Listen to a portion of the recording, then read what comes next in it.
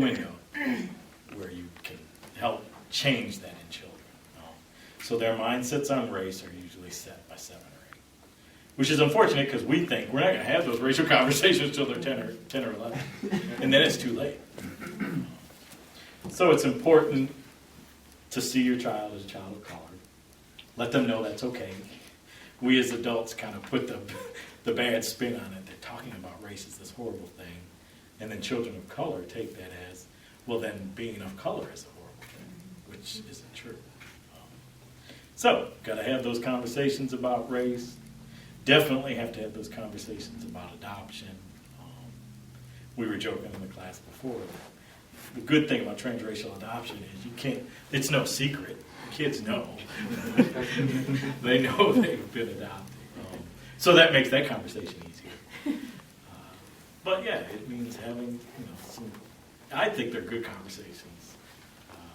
One of the things everybody always wanted to know when I was coming up from that church in Dearborn, my mother told me that the white mothers would come to my mom and they would always ask, so who's he going to grow up and date?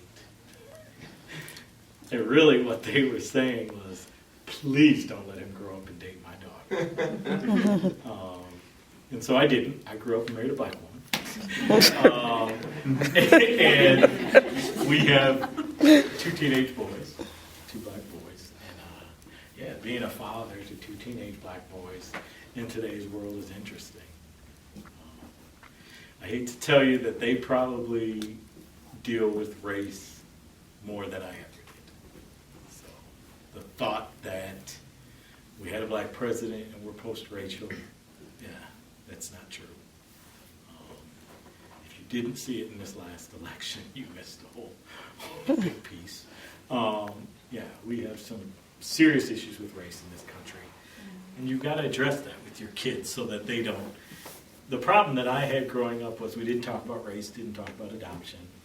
And so when horrible things would happen to me, coming up, when I was called horrible names or treated bad, simply because I was of color, I didn't feel comfortable going home and sharing that with my parents.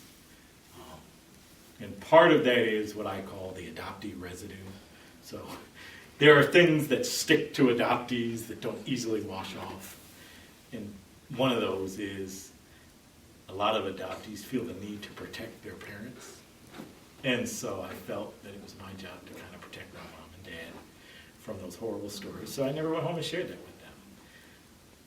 But that's a huge burden for a child to have to walk around protecting the family and then swallowing the fact that you've been treated horribly.